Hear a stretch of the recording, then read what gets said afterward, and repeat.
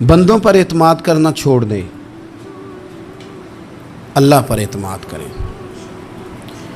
ایک اعتماد ہے اللہ کے نیک بندوں کا، دعاؤں کا اعتماد، نسبتوں کا اعتماد، اس کی بات نہیں کر رہا میں، دنیا داروں، سیٹھوں، نوابوں، جاگیرداروں پر اعتماد کی بات کر رہا ہوں۔ اعتماد خلق چھوڑ دیں، اعتماد خالق کریں۔ بندوں پر بھروسہ نہیں، بھروسہ اللہ کی ذات پر۔ جو بندہ رب کی ذات پر بھروسہ کرتا ہے مضبوط ہو جاتا ہے، طاقتور ہو جاتا ہے، کمزور نہیں پڑتا۔ یہ ضروری نہیں کہ آپ کے دوست مخلص نہیں تھے تو اس لیے آپ کا کام نہیں ہو سکا، یہ ضروری نہیں ہوتا۔ ہو سکتا ہے آپ کے دوست پورے مخلص ہوں، تعاون بھی پورا کرنے کو تیار ہوں، پر رب کریم کا ارادہ قدرتی نہ ہو کہ آپ کا کام ہو۔ کیا کر لیں گے آپ کے احباب، آپ کے دوست کیا کر لیں گے؟ اللہ کا ارادہ قدرتی نہیں۔ شاید اسی لیے کسی درویش نے کہا تھا کہ خوش نصیب وہ ہے جو اپنے نصیب پہ راضی ہے۔ وہ شاید زیادہ نصیب والا ہے جو اپنے نصیب پہ خوش ہو گیا۔ عزیز دوست، چیزوں کو سمجھ لیں اور اچھی طرح سے آپ سمجھ لیں کہ ہو سکتا ہے کہ آپ کے دوست آپ کو پورا کندھا دینا چاہ رہے تھے، وہ تیار تھے، پر اس وقت آپ کا نصیب ہی کچھ اور تھا۔ آپ ان خزانوں پر زیادہ توجہ کریں جو خزانے رب کے پاس ہیں۔ ہمیں اپنے تعلقات پر بڑا بھروسہ ہوتا ہے، ہمیں بڑا پتہ ہوتا ہے اتنے لوگوں سے میرا جرانہ ہے، فلانے سے میرے دوستی ہے۔ اور بھائی یہ سارے کام تب ہوں گے جب رب چاہے گا۔ بہترین ڈاکٹر کے پاس جا کے دوا کھا لے میرے عزیز، شفا تبھی ہوگی جب میرا اللہ چاہے گا۔ سارے ٹیسٹ کر لیے ہیں ڈاکٹر نے مریض کے، ساری رپورٹیں آ گئی ہیں، ہر چیز ٹھیک ہے، لیکن نہ وہ کھا پاتا ہے، نہ وہ سو پاتا ہے، نہ وہ چل پاتا ہے، نہ وہ ہنس پاتا ہے۔ اس نے پوری دنیا جہاں تک اس کی دوڑ تھی اس نے لگا لی، لیکن لازمی نتیجہ یہ نکلتا ہے کہ اسے کہنا پڑتا ہے کہ ہوگا وہی جو میرا رب چاہے گا۔ اس لیے جو خزانے میری جیب میں، آپ کی جیب میں ہیں، جو تعلقات ہمارے ہیں، ان تعلقات پر بھروسہ نہ کرو، بلکہ وہ خزانے جو اللہ کے پاس ہیں ان پر بھروسہ کریں، آپ مضبوط ہو جائیں گے۔ داتا گنج بخش علی اجویری وہ کہتے ہیں کہ علاقے میں قحط پڑ گیا تھا، گندم کا ایک دانہ لوگوں کو میسر نہیں تھا، بارش نہیں ہوئی، سالوں بیت گئے، لوگ بڑے پریشان تھے، بڑی آزمائش میں تھے، ہر بندہ تکلیف میں تھا۔ بازار میں لوگ آتے تھے تو سہمے سہمے سے، ڈرے ڈرے سے، پریشان پریشان سے۔ قحط ہے، آزمائش ہے، مجبوری ہے، جانور بھوکوں مر رہے ہیں۔ اللہ تبارک و تعالیٰ کی طرف سے لوگوں پر ایک آزمائش ہے، لوگ صبر کر رہے ہیں۔ کہتے ہیں کہ غلام بازار آیا تھالا لے کے کچھ خریدنے، آیا بھی تو اٹکیلیاں کرتا، اور چیزیں خریدی تو ہنستے ہوئے، اور جانے لگا تو مسکراتے ہوئے۔ پریشانیوں میں، دکھوں میں کو بندہ اگر اس طرح ہنسے تو بعضوں کا طبیعت چڑ جاتی ہے کہ یار ہم پریشان ہیں، تجھے کس بات کی خوشیاں چڑھی ہوئی ہیں۔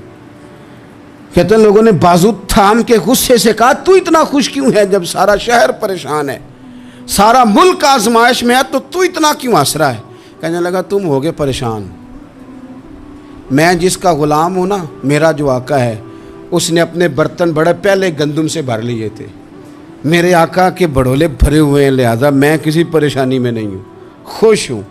داتا علی اجویری رحمۃ اللہ علیہ کمال کر گئے، سید حجویر مخدوم امم۔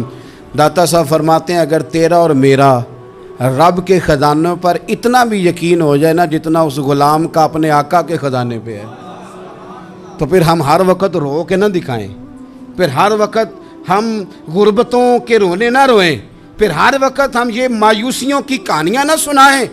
لوگ اگر کہیں کہ بڑے دکھ ہیں، بڑی آزمائش ہے، بڑی پریشانی ہے، دنیا بڑی تکلیف میں، بیماریاں آ گئیں، آفتیں آ گئیں، تو بندہ مومن ہنس کے کہتا ہے تم پریشان ہوگے، ہم تو جس رب کے ماننے والے ہیں اس کے خزانے بھرے ہوئے ہیں، اور ہمارا رب عطا کرتا ہے تو پھر اپنے کرم سے اس طرح عطا کرتا ہے کہ وَيَرْزُقْهُ مِنْ حَيْثُ لَا يَحْتَسِبُ۔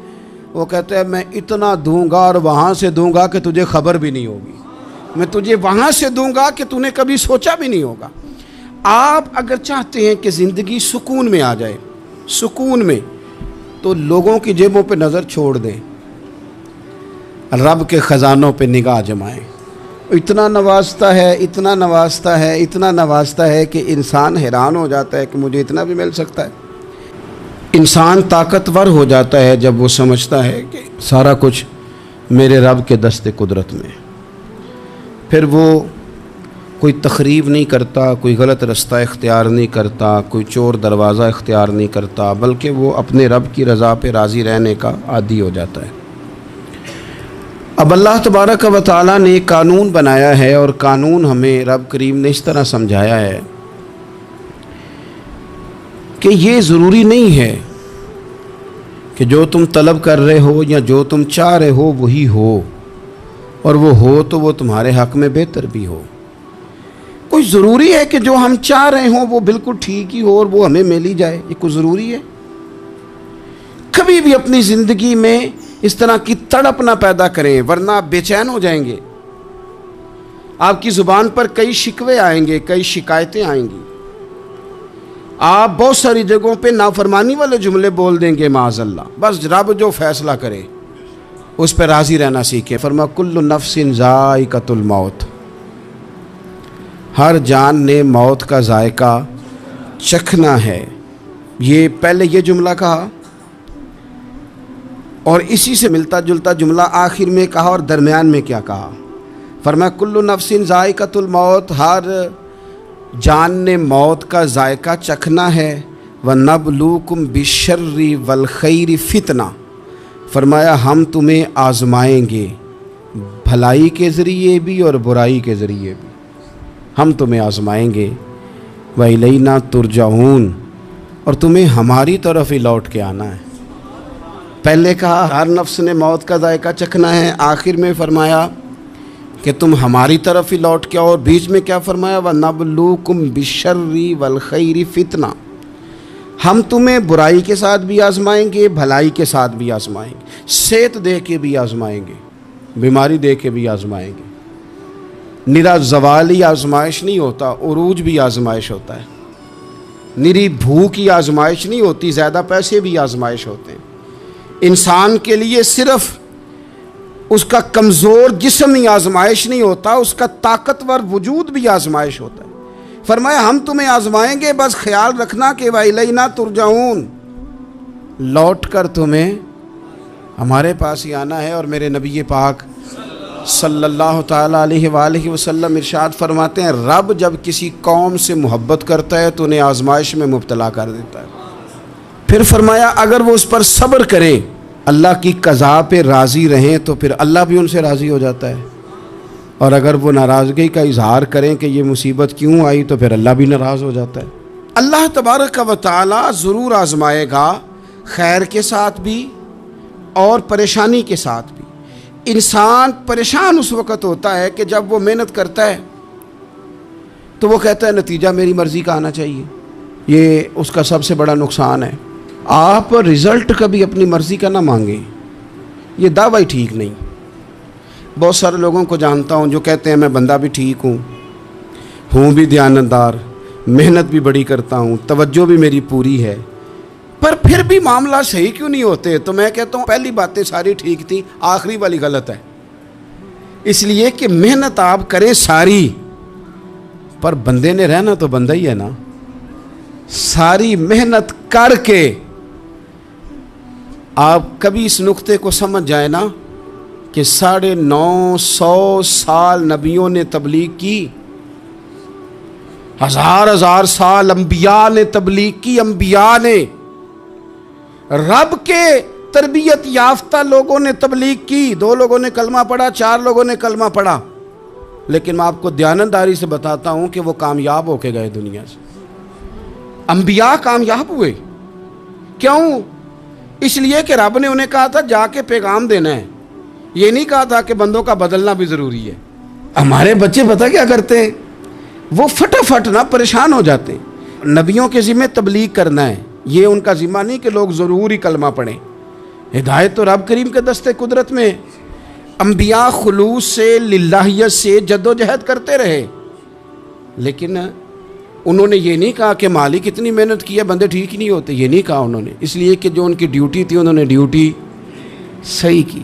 ہم نے اپنی ڈیوٹی کرنی ہے. پریشان اس وقت ہوتے ہیں جب نتیجہ اپنی مرضی کا مانگتے ہیں. نتیجہ نہ اپنی مرضی کا مانگے, رزلٹ نہ اپنی مرضی کا مانگے. اور جناب پیر صاحب میں فلانا وظیفہ بھی پڑھتا ہوں, فلانا وظیفہ بھی پڑھتا ہوں, فلانا وظیفہ بھی پڑھتا ہوں, دل نہیں صاف ہوتا. تو میں نے کہا یہ تو اللہ نہیں کر رہا ہے. آپ ڈیوٹی کریں, آپ کام کریں جو آپ کے ذمے لگایا گیا, اس میں وہ قضا نہ کریں آپ. باقی اللہ تعالیٰ کرم نوازی فرمائے گا. دیکھیں ایک بادشاہ تھا, اس کی سلطنت میں نا وہ قوم بنانا چاہتا تھا. ہمارے بادشاہ, ہمارے حکمران قومیں نہیں بناتے, لوگوں کو اپنے حق میں قائل کرتے ہیں. اس لیے کبھی بھی ہمارے ملک میں قومی سوچیں عام نہیں کی جاتی, ذاتی سوچیں عام کی جاتی ہیں. ملی باتیں نہیں کی جاتی, ذاتی باتیں کی جاتی ہیں. وہ چاہتا تھا کہ میری قوم بن جائے. اس کا ایک ہیرا سلطنت میں سے گم ہو گیا, تو اس نے اعلان کیا, اس نے کہا کہ جو بندہ ہیرا تلاش کر کے لائے گا اسے انعام دوں گا. ساری قوم نکل کھڑی ہوئی ہیرا تلاش کرنے پر. ادھر بھی لوگ گئے, ادھر بھی لوگ گئے, خشکیوں میں, دریاؤں میں, جہاں جہاں جس کی پہنچ تھی, جنگلوں میں, وادیوں میں, گھروں میں, بستیوں میں لوگوں نے ڈھونڈا. ساری قوم ایک ہیرا تلاش کر رہی ہے. بالآخر سب لوگ جمع ہو گئے ایک میدان میں. ایک بندہ اوپر چڑھا بادشاہ کے پاس, وہ اونچی جگہ پہ کھڑا تھا. اس نے کہا جناب یہ ہیرا مل گیا ہے. اب جب ایک کو ہیرا مل گیا تو باقیوں کے چہرے اتر گئے کہ یہ کامیاب ہوا, ہم ناکام ہوئے. بادشاہ چونکہ ان کی تربیت کے لیے یہ کام کر رہا تھا, اس نے کہا تمہارا کیا خیال ہے کہ اس ہیرے کے بغیر میرا گزارا نہیں تھا, کہ تمہارا کیا خیال ہے کہ ہیرا میری سلطنت سے نکل گیا تو مجھے زوال آ جائے گا. اس نے کہا یہ تو ایک ہیرا ہے. اٹھا کے پھینکا, دیوار کے ساتھ لگا, ہیرا ٹوٹ گیا. اس نے لوگوں سے کہا تمہارے چہرے اترے ہوئے ہیں, میں تمہیں ایک بات سمجھانا چاہتا ہوں, ہیرا ایک ہی تھا, ایک ہی بندے کو ملنا تھا. میں نے انعام کا اعلان تو یہ کیا تھا نا کہ جو ہیرا ڈھونڈ کے لائے گا اسے انعام دوں گا, لیکن اب میں تمہیں بتاتا ہوں کہ میں تم سب کو انعام دوں گا.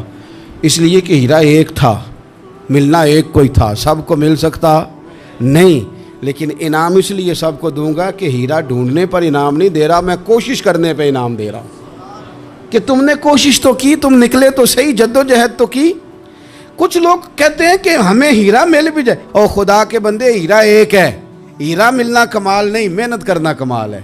ہم نہ تیار نہیں ہوتے. اللہ فرماتے ہیں میں نے آزمانا ہے, میں نے آزمانا ہے. تم نے سفر جاری رکھنا ہے, لیکن یہ ضرور یاد رکھنا کہ وَإِلَيْنَا تُرْجَعُونَ, لوٹ کے تمہیں میرے پاس ہی آنا ہے, تم نے لوٹ کے ادھر آنا ہے. اس بات کو ذہن میں رکھنا. حضرت عبداللہ بن عباس رضی اللہ تعالیٰ عنہ اس حدیث کے راوی ہیں. المعجم الکبیر کی یہ حدیث ہے.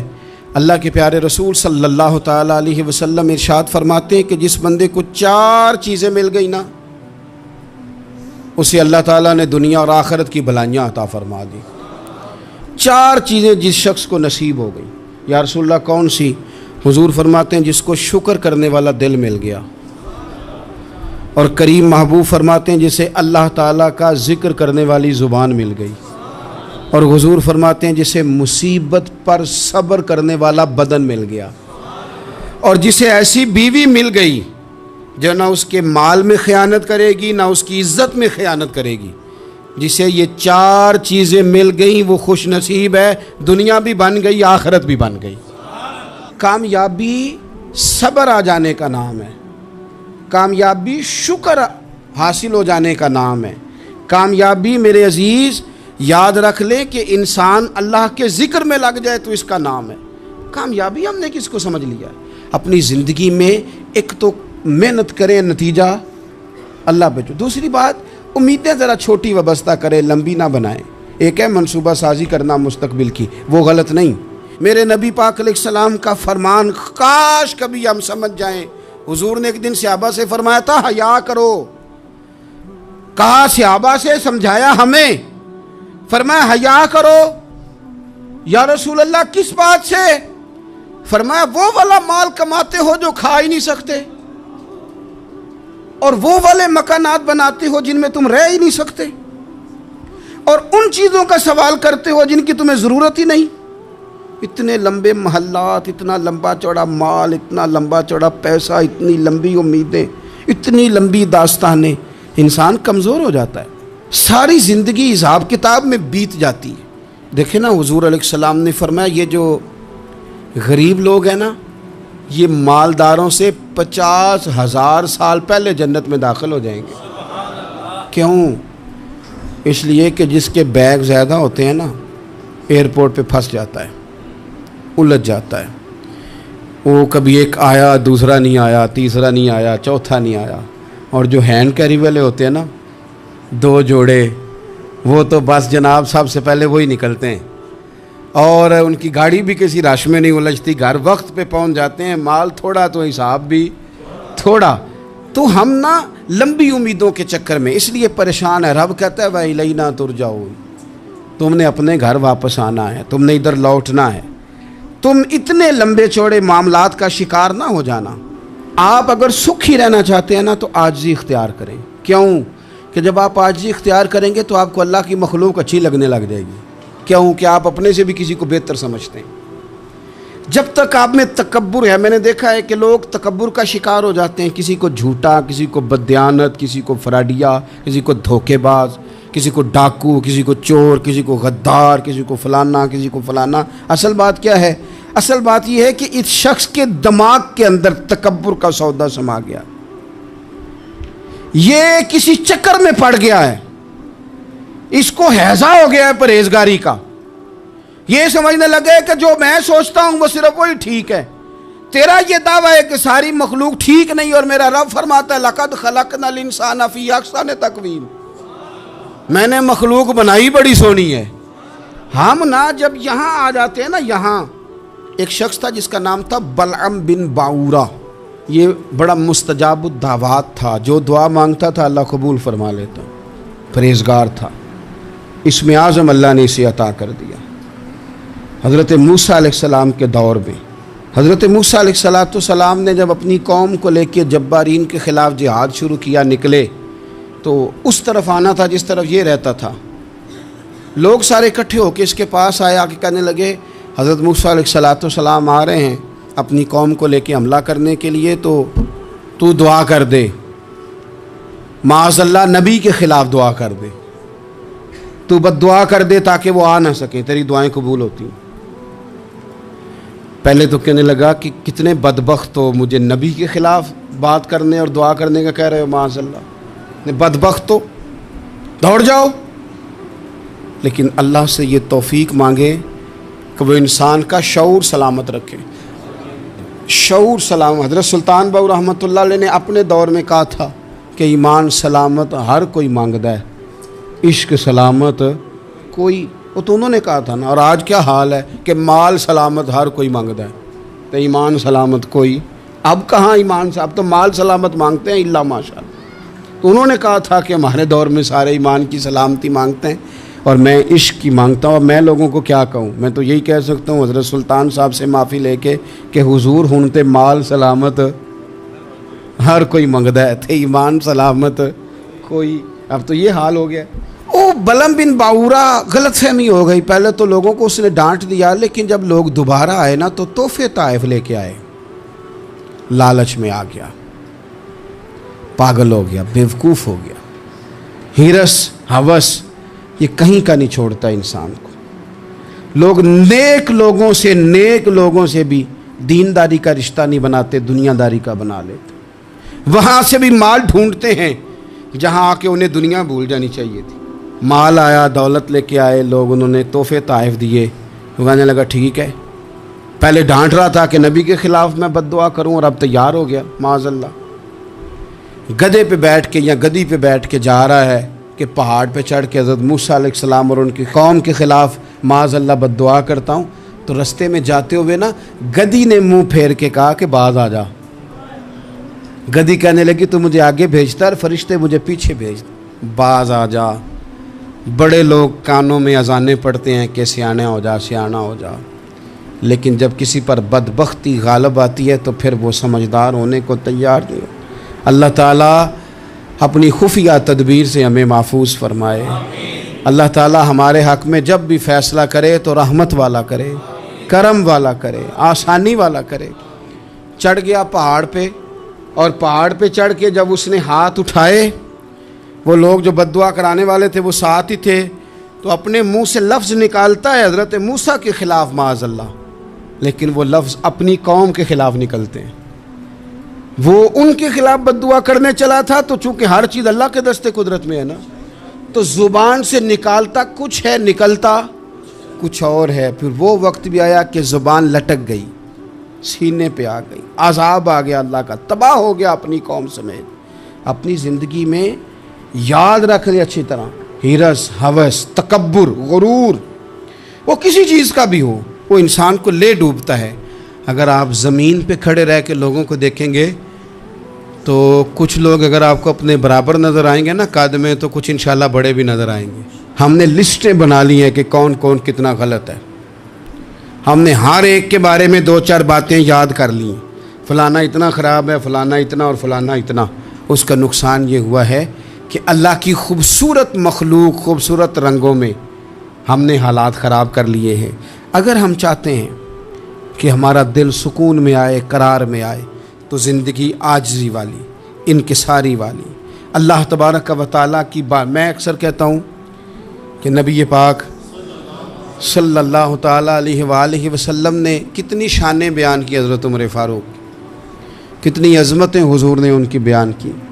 جب ان کا وصال ہونے لگا نا، ان کو زخم لگا، تو لوگ ان کی تعریفیں کرنے لگے. اب ان کو بھی پتہ تھا کہ میری عظمت میں حضور نے کیا کچھ بیان کیا ہے. لوگ ان کی تعریف کرنے لگے، امیر المومنین آپ کو یہ کمال حاصل ہے. تو حضرت عمر فرمانے لگے دعا کرو بس میری نیکی اور بدیاں برابر برابر ہو جائیں، نیکیاں اور بدیاں برابر ہو جائیں. میں کسی درجے کا خواہش مند نہیں، بس یہ چاہتا ہوں کہ یہ عاجزی کا حسن دیکھیں، انکساری کا یہ درجہ دیکھیں. فرماتے ہیں بس یار معافی دے دے نا، وہ معاف کر دے، پھر تو بات بن گئی. میں جلسوں پہ، اجتماعات پہ جاتا ہوں تو ایک رواج بن گیا ہے، لوگ بڑی بڑی قطاروں میں پھول لے کے کھڑے ہو جاتے ہیں اور گاڑیوں میں پھینکتے ہیں. تو میں اپنے سنگیوں سے کہتا ہوں کہ اگر تو قیامت میں بھی ایک پھول مل گیا نا، تو پھر تو یہ سارے استقبال کام آ گئے. اور اگر وہاں کھڑا کر لیا گیا نا، صحیح حدیث میں حضور نے فرمایا ہے کہ کچھ سوالوں کے لیے بندے کو محشر کے میدان میں کھڑا کر لیا جائے گا. ان سوالوں میں سے ایک سوال یہ بھی ہوگا کہ بتا اپنے علم پر عمل کتنا کیا تھا. تو میں نے کہا اگر تو روک لیے گئے تو پھر ان پھولوں کا کیا بنے گا، پھر تو آزمائش میں آ جائیں گے. اللہم استرنا بسترک الجمیل استغفر اللہ ربی من کل ذنب واتوب الیہ. اے اللہ، جو غلطیاں یاد ہیں ان سے بھی توبہ کرتے ہیں، جو بھول گئی ہیں ان سے بھی توبہ کرتے ہیں، جو ظاہر ہے ان سے بھی توبہ کرتے ہیں، جو چھپی ہوئی ہیں تیرا اور ہمارا راز ہے ہم ان سے بھی توبہ کرتے ہیں. مالک، جہاں جہاں جس جس مقام پر جس جس لحاظ سے عمدن یا سہون بول کر، لہجے سے اور اشارے کنائے سے بھی کہیں کو تیری نافرمانی کر بیٹھے ہیں، تو اس سے بھی تیری پناہ میں آتے ہیں. اپنی پناہ میں رکھیو، اپنی پناہ میں ہمیں ایمان کی موت دیجیو، اور صبح قیامت اپنے محبوب کی شفاعت ہمارے حق میں قبول فرمائیو.